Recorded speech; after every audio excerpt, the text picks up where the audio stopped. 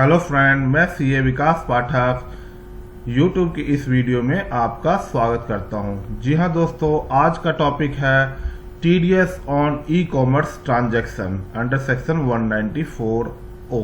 तो TDS e commerce transaction पे applicable हो रहा है दोस्तों 1 अक्टूबर 2020 से। अब हर ई कॉमर्स ऑपरेटर को टीडीएस काटना होगा अपने ई कॉमर्स पार्टिसिपेंट्स का। तो चलिए पहले समझ लेते हैं ई कॉमर्स का मॉडल क्या होता है, फिर हम इसके टीडीएस का प्रोविजन भी समझ लेंगे। तो सबसे पहला जो होता है ई कॉमर्स ट्रांजैक्शन में ई कॉमर्स ऑपरेटर होता है। जनरली इनका वेबसाइट होता है, इनका ऑनलाइन पोर्टल होता है और उसमें होते हैं ई कॉमर्स पार्टिसिपेंट्स, यानी आप इसको बोल सकते हो कॉमन भाषा में सेलर, जो अपने प्रोडक्ट को इस पे सेल करते हैं, ई कॉमर्स ऑपरेटर के पोर्टल पे सेल करते हैं। इसको बोलते हैं ई कॉमर्स पार्टिसिपेंट्स, ईसीपी इसको शॉर्ट फॉर्म में लिख सकते हैं। तो ये सेलर क्या करता है, अपने प्रोडक्ट को यहाँ पे प्रोडक्ट को या सर्विसेज को ये लिस्ट करता है ई कॉमर्स के पोर्टल पे, ई कॉमर्स के पोर्टल पे यहाँ पे ये लिस्ट करता है अपने प्रोडक्ट को और सर्विसेज को। और इस पोर्टल से प्रोडक्ट और सर्विस कौन यूज करता है, फाइनल कंज्यूमर तक यहाँ से प्रोडक्ट और सर्विसेज पहुंच जाता है। तो ये होता है ई कॉमर्स ऑपरेटर का मॉड्यूल। तो जी हाँ दोस्तों, इस पे टीडीएस काटने की लायबिलिटी आती है ई कॉमर्स ऑपरेटर की। तो बेसिकली होता क्या है, सेलर अपना प्रोडक्ट और सर्विसेज यहाँ लिस्ट कराता है, कंज्यूमर यहाँ से प्रोडक्ट और सर्विसेज ऑर्डर करके यहाँ पे खरीदते हैं और इसे delivery e commerce operator provide करा देता है और कंज्यूमर अपना पेमेंट कर देता है ई कॉमर्स ऑपरेटर को। अब जनरली पहले होता क्या था, जो ये पेमेंट रिसीव्ड होता था उसमें से e commerce operator delivery charges और अपना मार्जिन लेस करके सेलर को क्रेडिट कर देते थे, सेलर को वो पेमेंट दे देते थे। बट अब जो 1 अक्टूबर 2020 से प्रोविजन आ गया कि इसमें उन्हें टीडीएस भी डिडक्ट करना है और बाकी बैलेंस पैसा देना है। सपोज एग्जांपल पेमेंट जो रिसीव होता है वो 1000 रुपये रिसीव होता है, तो टीडीएस कितना काटना है, 1% ऑफ 1000 रुपये का टीडीएस कटेगा, 1000 रुपये का 1% कटेगा। अभी ड्यू टू कोविड रिलीफ जो है इसमें 0.75% का टीडीएस किया गया है। ये 0.75% टीडीएस कब तक रहेगा, 31/3/2021 तक ये 0.75 रहेगा। उसके बाद इसका टीडीएस का रेट 1% हो जाएगा। तो ये है दोस्तों बेसिकली ये सेक्शन आया 194A, इसमें ई कॉमर्स ऑपरेटर का टीडीएस काटने की रिक्वायरमेंट आई। तो दोस्तों ये थी बेसिक मॉडल जो मैंने आपको बताया। अब चलिए देख लेते हैं, कुछ बारीकियों को समझ लेते हैं ई कॉमर्स मॉडल के अंतर्गत कि क्या क्या बारीकियां हैं इस मॉडल में, उसे भी हम एक बार देख लेते हैं। तो सबसे पहला जो है, आप पूछो ई कॉमर्स ऑपरेटर, तो बेसिकली आप कौन हो सकता है, e commerce operator non resident और रेजिडेंट बोथ हो सकते हैं। रेजिडेंट ऑपरेटर भी हो सकता है ई कॉमर्स ऑपरेटर, और नॉन रेजिडेंट, दोनों की रिक्वायरमेंट है टीडीएस काटने की। ये दोनों टीडीएस काटने के लिए लायबल है। सिर्फ और सिर्फ रेजिडेंट ही लायबल नहीं है, नॉन रेजिडेंट भी लायबल है। और जो ई कॉमर्स पार्टिसिपेंट्स होते हैं, यानी कि जो सेलर होते हैं इस प्रोडक्ट, जो अपना प्रोडक्ट या सर्विस सेल करते हैं, वो कौन से होंगे, सिर्फ और सिर्फ रेजिडेंट होंगे। अगर वो प्रोडक्ट और सर्विसेज, अगर नॉन रेजिडेंट भी अपना प्रोडक्ट और सर्विसेज ई कॉमर्स ऑपरेटर के थ्रू सेल करता है, तो क्या टीडीएस काटेगा, नहीं, नॉन रेजिडेंट का टीडीएस नहीं कटेगा, नॉन रेजिडेंट का टीडीएस नहीं काटेगा। तो ये है रेजिडेंट, यानी कि ई कॉमर्स ऑपरेटर दोनों होंगे, लायबल कौन होंगे, रेजिडेंट और non resident. But e commerce participants आपको देखना होगा, अगर ये रेजिडेंट है तो टीडीएस कटेगा, नॉन रेजिडेंट नहीं है तो टीडीएस नहीं कटेगा। तो ये बेसिक मॉडल था। रेट आपको बता दिया 1% और रेजिडेंट का ही सिर्फ काटना है। दूसरा है कि इसमें सर्विसेज और गुड्स दोनों के ऊपर टीडीएस का प्रोविजन आएगा। अगर आप सर्विसेज सेल करते हो तो भी और गुड्स सेल करते हो पोर्टल के थ्रू, तो दोनों के केस में टीडीएस का प्रोविजन है। प्रोविजन आपको टीडीएस काटना होगा। जैसे मान के चलो गुड्स में तो आपको समझ में आता है कि कोई गुड्स बेच रहे हैं। सर्विसेज मान के चलो आपने यहाँ पे लिस्टिंग करा दी, सर्विसेज में आपने कोई वीडियो ऑडियो क्लिप बेच रहे हो, आप वीडियो ऑडियो या ई बुक बेच रहे हो आप, या कोई सब्सक्रिप्शन दे रहे हो आप इस पोर्टल के थ्रू, तो भी आपको टीडीएस काटना पड़ेगा। बेसिकली फिजिकल डिलीवरी नहीं हो रही है, फिर भी ये सर्विसेज पोर्टल के थ्रू दिए जाते हैं, तो आपको टीडीएस काटने की रिक्वायरमेंट आएगी। तो चलिए कुछ एग्जाम्पल ले लेते हैं ई कॉमर्स ऑपरेटर के। ई कॉमर्स ऑपरेटर कौन कौन होते हैं? तो ई कॉमर्स ऑपरेटर के एग्जाम्पल जनरली जो अभी फेमस है इंडिया में, उसका नाम मैं लिख देता हूं यहाँ, अमेजॉन, मिंत्रा, फ्लिपकार्ट, कई सारे नाम हैं। तो अब ये सारे पॉपुलर नाम हैं।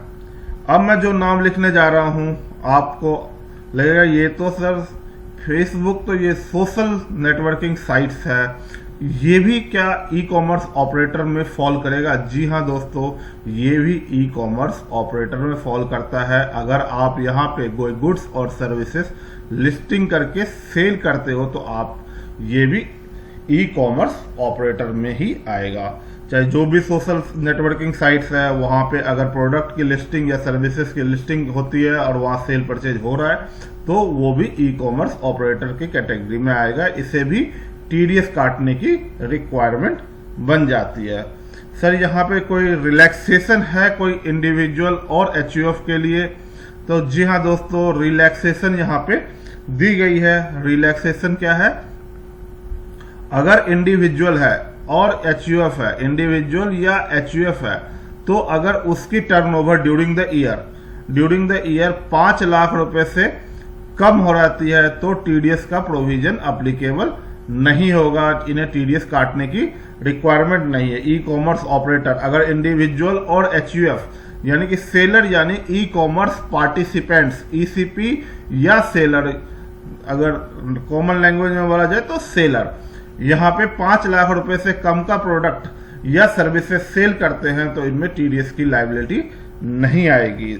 दोस्तों कंडीशन क्या है? कंडीशन सिर्फ और सिर्फ क्या है, ये या तो ये पैन नंबर या आधार नंबर इनको देना है। अगर ये आधार और पैन दे देते हैं तो इन पे लायबिलिटी नहीं आएगी टीडीएस काटने की। अगर कोई भी आधार और पैन नहीं देता है तो ये जो 1% का रेट बताया था मैंने, वो इंक्रीज होकर क्या हो जाएगा 5%। तो ये 5% हो जाता है। अब इसमें एक इंपॉर्टेंट प्रोविजन और बचा हुआ है, मैं उसके वो डिस्कस कर लेता हूँ। लास्ट प्रोविजन है इस टॉपिक का। तो ये प्रोविजन है सर टीडीएस से रिलेटेड। अदर प्रोविजन जो टीडीएस का है वो अप्लीकेबल होगा कि नहीं होगा। सपोज मैं अब इसको एक एग्जांपल के थ्रू बताता हूं कि आप एक फेसबुक पे प्रोडक्ट बेचते हो। प्रोडक्ट कैसे बेचते हो? आप ऐड चलाते हो। तो एक तरफ से आपने कोई प्रोडक्ट बेचा या कोई सर्विस दी, प्रोडक्ट और सर्विस दी। यहाँ पे आपने लिस्ट कर दिया कोई अपना प्रोडक्ट, आपने वहां पर रेट लिख दिया और यहाँ से आपने मान लीजिए 100 रुपये रेट लिख दिया। यहाँ से आपको पेमेंट यहाँ पे ई कॉमर्स ऑपरेटर को यानी फेसबुक को पेमेंट जाती है। यहाँ से डायरेक्ट पेमेंट लिंक बना दिया और यहाँ से आप प्रोडक्ट और सर्विसेज सेल कर रहे हो। तो फेसबुक क्या करेगा? 1% टीडीएस काटेगा आपका। तो ये तो अभी मैंने प्रोविजन बता दिया। अगर मान के चलो आपने कोई फेसबुक पे ऐड रन करते हो जिसका कोई लेना देना नहीं है, प्रोडक्ट या सर्विसेज यहां से सेल नहीं हो रही है। सपोज दैट आपका यहां पे एक ऐड आ रहा है, हेयर ट्रांसप्लांट का यहाँ पे एक ऐड आपने रन करवाया। किसने रन करवाया? मिस्टर डॉक्टर बत्रा जी ने यहाँ पे एक हेयर ट्रांसप्लांट का ऐड रन करवाया और इन्होंने लिखा करोल बाग वाले बत्रा जी और अपना मोबाइल नंबर दे दिया और अपना एड्रेस दे दिया। यहाँ पे कोई लिंक नहीं है पेमेंट की, या आप यहाँ इस फेसबुक की साइट से कोई भी आप यहाँ पे अपॉइंटमेंट मिस्टर बत्रा जी का हेयर ट्रांसप्लांट के लिए नहीं बुक करा सकते हो। बस यहाँ पे इनका एक ऐड चल रहा है और यहाँ दोस्तों एक प्रोडक्ट और सर्विस की डिलीवरी हो रही है। तो यहाँ पे अगर मान के चलो आपने फेसबुक को 2 लाख रुपए दिया और आपका प्रोडक्ट की जो सेल हुई वो 10 लाख रुपए हुई, तो यहाँ पे फेसबुक को 10 लाख पे 1% टीडीएस काटना होगा और आपको इस 2 लाख रुपए पे जो आपने एडवर्टीजमेंट कर लो या इसकी सर्विसेज ली है, इस पे टीडीएस काटने की पहले एप्लीकेबिलिटी हुआ करती थी, जो कि अगर इस सेक्शन में आपका टीडीएस कट गया तो आपको टीडीएस काटने की जरूरत नहीं है।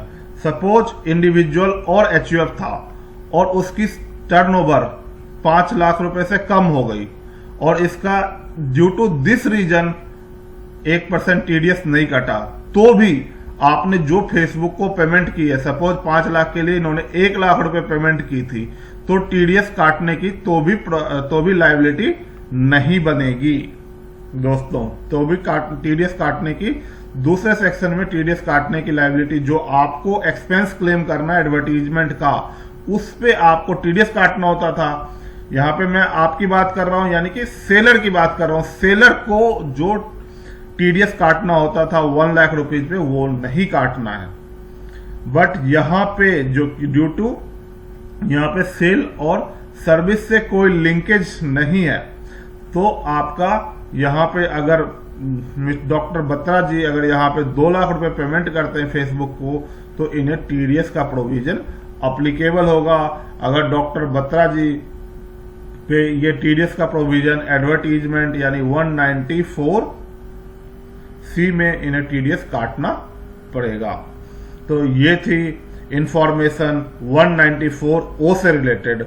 अगर दोस्तों ये वीडियो अच्छी लगी हो तो लाइक करना ना भूले और इस चैनल को सब्सक्राइब कर दें। धन्यवाद। जय हिंद दोस्तों।